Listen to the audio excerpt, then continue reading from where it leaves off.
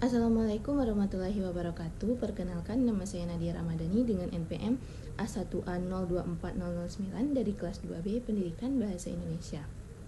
Di video ini saya akan membahas materi test clause. Yang pertama adalah pengertian test clause. Test clause adalah bentuk tes bahasa yang dibuat dengan cara menghilangkan kata-kata tertentu dalam sebuah wacana. Nah, biasanya tiap kata ke N, misalnya kelima, dan peserta tes diminta mengisi kekosongan tersebut. Tes ini bertujuan mengukur kemampuan memahami konteks bahasa, terutama dalam bentuk wacana atau teks yang utuh. Keberhasilan dalam menjawab tes ini menunjukkan bahwa peserta memiliki pemahaman yang baik terhadap struktur bahasa dan konteks makna secara keseluruhan. Yang kedua ada test clause sebagai tes pragmatik. Nah, test clause dikategorikan sebagai tes pragmatik karena menilai kemampuan peserta untuk menggunakan bahasa secara fungsional dan juga kontekstual. Jadi, bukan hanya memahami kata secara lepas, tapi bagaimana kata-kata itu berhubungan dalam konteks komunikasi nyata. Tes ini memperlihatkan bagaimana seseorang menggunakan strategi bahasa untuk memahami isi pesan secara menyeluruh, mencakup makna implisit maupun makna eksplisit. Lalu, materi kegunaan test clause. Nah, test clause ini memiliki berbagai kegunaan, diantaranya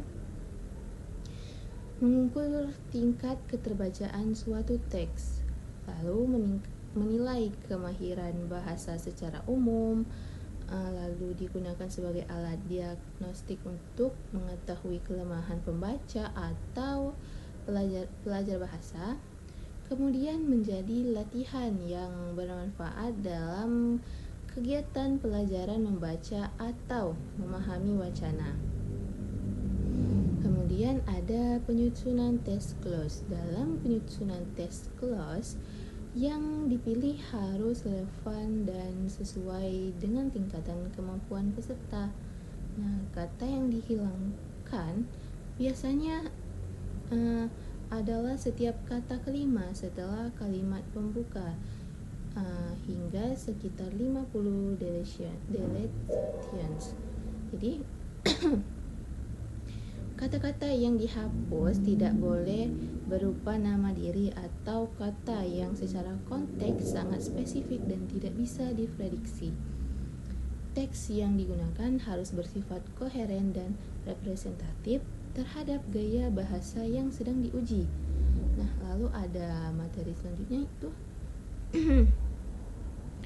prosedur penyekoran dalam test clause. Penilaian atau penyekoran dalam test clause dilakukan dengan dua cara, yaitu exact word scoring, yaitu hanya jawaban yang persis sama dengan kata aslinya yang dianggap benar.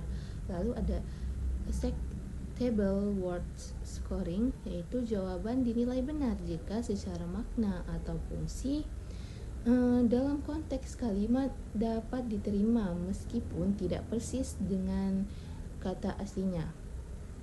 Nah, pendekatan kedua lebih fleksibel dan sering digunakan dalam pengujian pragmatik.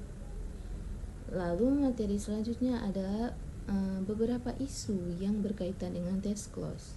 Nah, jadi terdapat beberapa isu dalam penggunaan test clause seperti yang pertama itu ada keakuratan skor sebagai refleksi